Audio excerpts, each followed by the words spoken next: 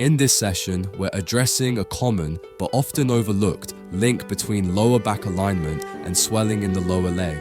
The patient presents with asymmetrical calf volume and reduced leg mobility. Our goal today is to restore balanced movement from the feet up to the spine. First, we perform a focused assessment. Notice the exaggerated lumbar curve and localized muscle tension on one side. This type of postural imbalance forces compensation. One leg overworks while the opposite side becomes weaker.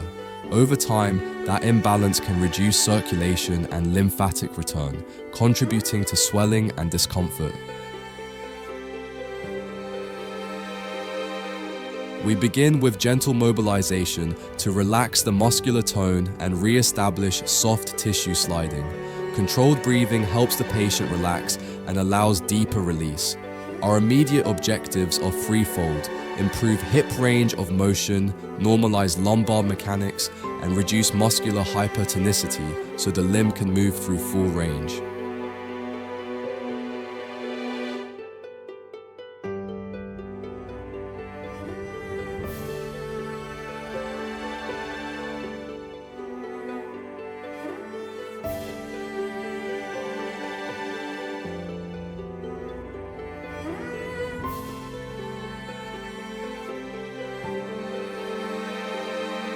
Next, we test active leg lift to evaluate functional symmetry. You'll often see a clear difference in control and endurance between sides. That asymmetry informs our targeted interventions, stronger facilitation for the weaker side, and release techniques for the overactive side. Visual feedback, watching how the pelvis shifts during the lift, tells us if the core and gluteal muscles are participating effectively.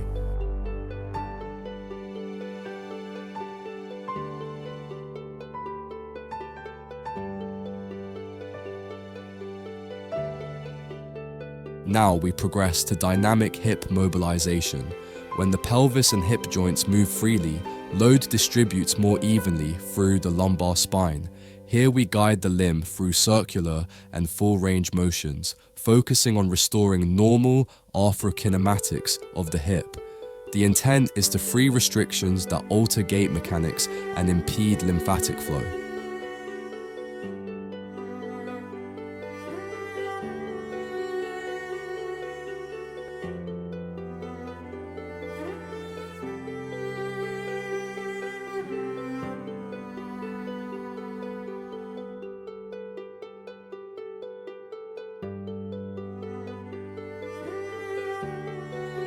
The helicopter rotation you see is a controlled technique that opens the hip capsule and promotes fluid motion across the entire pelvic chain. Integrated with breathing, this helps reset reflexive muscle guarding and supports improved venous and lymphatic return.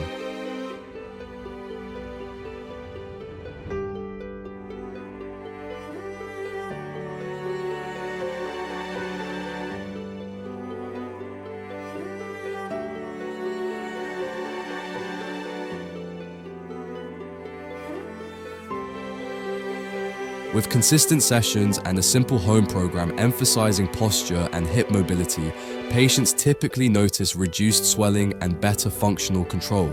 If you use patient footage, make sure consent is documented and faces are blurred unless permission is explicit. Thanks for watching. Subscribe for more practical therapy techniques.